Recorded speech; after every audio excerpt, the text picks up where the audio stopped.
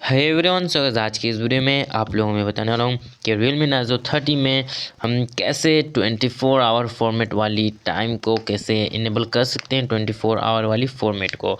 तो जिन लोगों को नहीं आता है तो इस वीडियो का पूरा देख लो, समझ में आ जाएगा। तो वीडियो स्टार्ट करने से पहले गाइस मैं एक रिक्वेस्ट करना चाहता हूँ कि अब तक हमारे चैनल को सब्सक्राइब नहीं किया तो जल्द से जल्द रेड बटन दबाकर सब्सक्राइब कर लो और साथ में बेल आइकन को प्रेस करके ऑल पे सेट कर देना, ताकि जो हमारे नए नए लेटेस्ट वीडियोज़ हैं उनके नोटिफिकेशंस आपको मिलती रहेगी। तो चलिए गाइस वीडियो स्टार्ट करते हैं।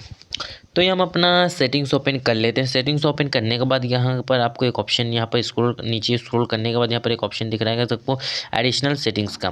तो एडिशनल सेटिंग्स का ठीक जस्ट 3 नंबर वाला जो ऑप्शन है गाइस, यहाँ पर डेट एंड टाइम का ऑप्शन पे क्लिक करते हैं तो हमको पहला ऑप्शन आपको मिल जाता है गाइस 24 आवर फॉर्मेट वाला। तो देख सकते हैं मैंने यहाँ पर 24 आवर फॉर्मेट को इनेबल कर लिया है। तो आप देख सकते हो यहाँ पर हो चुका है तो 14:51। सो गाइस 14:51 हो चुका है। ये 24 आवर फॉर्मेट है, यानी रेलवे स्टेशन टाइम। तो जैसे मैं इसे अगर डिसेबल कर दूं तो यहाँ पर देख सकते हो टाइम वापस 2:52 हो जाता है। तो आपको अगर जो हिसाब से, मतलब जो फॉर्मेट आपको पसंद है, 24 आवर वाली फॉर्मेट या फिर 12 आवर फॉर्मेट वाली पसंद है, तो आप यहाँ पर सेट कर सकते हो।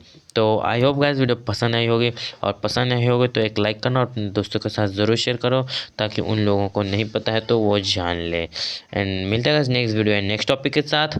तब तक के लिए take care and stay tune.